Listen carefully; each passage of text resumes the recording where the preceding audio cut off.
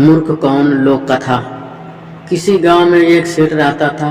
उसका एक ही बेटा था जो व्यापार के काम में परदेश गया हुआ था। सेठ की बहू एक दिन कुएं पर पानी भरने गई। घड़ा जब भर गया तो उसे उठाकर कुएं पे अपना हाथ मुंह धोने लगी। तभी वहां से 4 राहगीर वहां आ पहुंचे। एक राहगीर बोला, बहन मैं बहुत प्यासा हूँ, क्या मुझे पानी पिला दोगी? सेठ की बहू को पानी पिलाने में थोड़ी झिझक महसूस हुई, क्योंकि वह उस समय कम कपड़े पहने हुई थी। उसके पास लोटा या गिलास नहीं था जिससे वह पानी पिला देती। इसी कारण वह राहगीर को पानी पिलाना उसे ठीक नहीं लगा। बहू ने उससे पूछा, आप कौन हैं? राहगीर ने कहा, मैं एक यात्री हूँ। बहू बोली, यात्री तो संसार में केवल 2 ही होते हैं, आप उन दोनों में से कौन हैं? अगर आपने मेरे सवाल का सही जवाब दे दिया तो मैं आपको पानी पिला दूंगी, नहीं तो मैं पानी नहीं पिलाऊंगी। बेचारा राहगीर उसकी बात का कोई जवाब नहीं दे पाया। तभी दूसरे राहगीर ने पानी पिलाने की विनती की। बहू ने दूसरे राहगीर से पूछा, अच्छा तो आप बताइए कि आप कौन हैं? दूसरा राहगीर तुरंत बोल उठा, मैं तो एक गरीब आदमी हूँ। सेठ की बहू बोली, भैया गरीब तो केवल 2 ही होते हैं, आप उनमें से कौन हैं? प्रश्न सुनकर दूसरा राहगीर चकरा गया।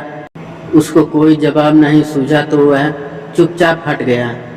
तीसरा राहगीर बोला, बहन मुझे बहुत प्यास लगी है, ईश्वर के लिए तुम मुझे पानी पिला दो। बहू ने पूछा, अब आप कौन हैं? तीसरा राहगीर बोला, बहन मैं तो एक अनपढ़ गंवार हूँ। यह सुनकर बहू बोली, अरे भाई, अनपढ़ गंवार तो इस संसार में बस 2 ही होते हैं, आप उनमें से कौन हैं? बेचारा तीसरा राहगीर भी कुछ बोल नहीं पाया। अंत में चौथा राहगीर आगे आया और बोला, बहन मेहरबानी करके मुझे पानी पिला दें। प्यासे को पानी पिलाना तो बड़े पुण्य का काम होता है। सेठ की बहू बड़ी ही चतुर और होशियार थी। उसने चौथे राहगीर से पूछा, आप कौन हैं?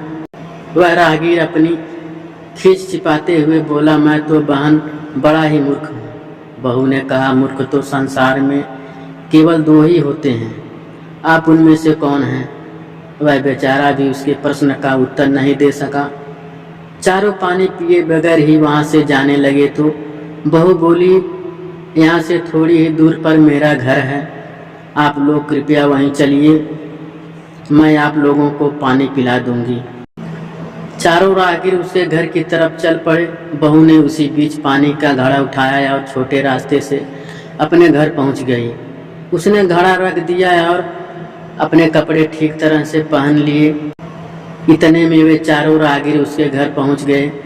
बहू ने उन सभी को गुड़ दिया और पानी पिलाया। पानी पीने के बाद वे राहगीर अपनी राह पर चल पड़े। सेठ उस समय घर में एक तरफ बैठा यह सब देख रहा था। उसे बड़ा दुख हुआ। वह सोचने लगा, उसका पति तो व्यापार करने के लिए परदेश गया है और यह उनकी गैर हाजिरी में पराये मर्दों को घर बुलाती है, उनके साथ हंसती बोलती है, इसे तो मेरा भी लिहाज नहीं है। यह सब देख अगर मैं चुप रहा तो आगे से उसकी हिम्मत और बढ़ जाएगी। मेरे सामने इसे किसी से बोलते बतियाते शर्म नहीं आती तो मेरे पीछे न जाने क्या क्या करती होगी। फिर एक बात यह भी है कि बीमारी कोई अपने आप ठीक नहीं होती, उसके लिए वैद्य के पास जाना पड़ता है। क्यों न इसका फैसला राजा पर ही छोड़ दूं। यही सोचता वह सीधा राजा के पास जा पहुंचा और अपनी परेशानी बताई।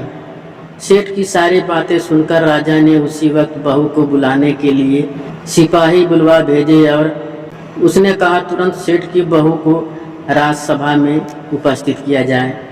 राजा के सिपाहियों को अपने घर पर आया देख उस सेठ की पत्नी ने अपनी बहू से पूछा, क्या बात है बहू रानी, क्या तुम्हारी किसी से कहा सुनी हो गई थी जो उनकी शिकायत पर राजा ने तुम्हें बुलाने के लिए सिपाही भेज दिए?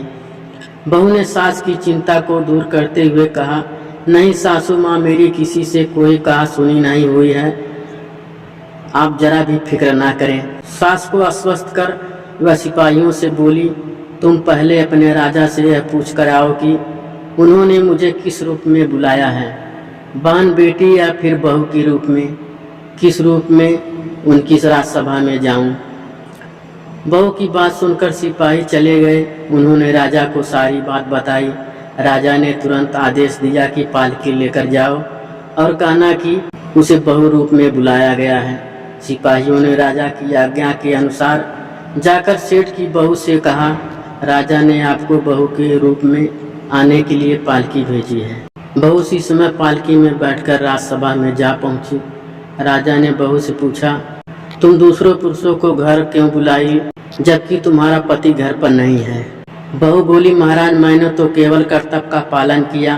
प्यासे पार्थिकों को पानी पिलाना कोई अपराध नहीं है, यह हर गृहिणी का कर्तव्य है। जब मैं कुएं पर पानी भरने गई थी तब उन पर मेरे कपड़े अजनबियों के सम्मुख उपस्थित होने के अनुरूप नहीं थे, इसी कारण उन राहगीरों को कुएं पर पानी नहीं पिलाया।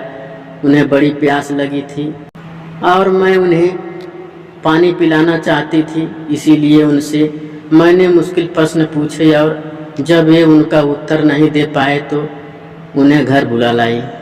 घर पहुंचकर ही उन्हें पानी पिलाना उचित था। राजा को बहू की बात ठीक लगी। राजा को उन प्रश्न के बारे में जानने की बड़ी उत्सुकता हुई जो बहू ने चारों राहगीर से पूछे थे। राजा ने सेठ की बहू से कहा, भला मैं भी तो सुनूं कि वो कौन से प्रश्न थे जिनका उत्तर वे लोग नहीं दे पाए। बहू ने तब वे सभी प्रश्न दोहरा दिए। बहू के प्रश्न सुन राजा और सपासप चकित रह गए।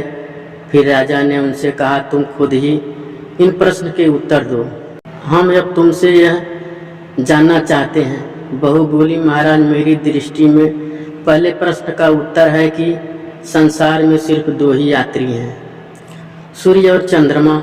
मेरे दूसरे प्रश्न का उत्तर है कि बहू और गाय इस पृथ्वी पर ऐसे दो प्राणी हैं जो गरीब हैं। अब मैं तीसरे प्रश्न का उत्तर सुनाती हूँ महाराज। हर इंसान के साथ हमेशा अनपढ़ गंवारों की तरह जो हमेशा चलते रहते हैं वे हैं भोजन और पानी। चौथे आदमी ने कहा था कि वह मूर्ख है और अब मैंने उससे पूछा कि मूर्ख तो दो ही होते हैं, तुम उनमें से कौन से मूर्ख हो, तो वह उत्तर नहीं दे पाया। इतना कहकर वह चुप हो गई। राजा ने बड़े आश्चर्य से पूछा, क्या तुम्हारी नज़र में इस संसार में सिर्फ दो ही मूर्ख हैं? हाँ महाराज, इस समय मेरी नज़र में दो ही मूर्ख हैं। राजा ने कहा, तुरंत बुलाओ कि वे दो मूर्ख कौन हैं। इस पर बहू बोली, महाराज मेरी जान बख्श दी जाए तो मैं उसका उत्तर दूं। राजा को बड़ी उत्सुकता थी यह जानने की वे दो मूर्ख कौन हैं। सो उसने तुरंत बहू से कह दिया कि निसंकोच होकर कहो, हम वचन देते हैं तुम्हें कोई सजा नहीं दी जाएगी। बहू बोली, महाराज मेरे सामने इस वक्त बस दो ही मूर्ख हैं। फिर अपने ससुर की ओर हाथ जोड़कर कहने लगी, पहले मूर्ख तो मेरे ससुर जी हैं जो पूरी बात जाने बिना ही अपनी बहू की शिकायत राज दरबार में की। अगर उन्हें शक हुआ ही था तो यह पहले मुझसे पूछ लेते, मैं खुद ही इन्हें सारी बातें बता देती। इस तरह घर परिवार की बेइज्जती तो नहीं होती। ससुर को अपनी गलती का एहसास हुआ। उसने बहू से माफ़ी मांगी। बहू चुप रही। राजा ने तब पूछा, और दूसरा मूर्ख कौन है? बहू ने कहा, दूसरा मूर्ख खुद इस राज्य का राजा है जिसने अपनी बहू की मान मर्यादा का जरा सा भी ख्याल नहीं किया और सोचे समझे बिना ही बहू को भरी सभा में बुला लिया। बहू की बात सुनकर राजा पहले तो क्रोध से आग बबूला हो गया, परंतु तभी सारी बातें उसकी समझ में आ गई। समझ में आने पर राजा ने बहू को उसकी समझदारी और चतुराई की सराहना करते हुए उसे ढेर सारे पुरस्कार देकर सम्मान सहित विदा किया।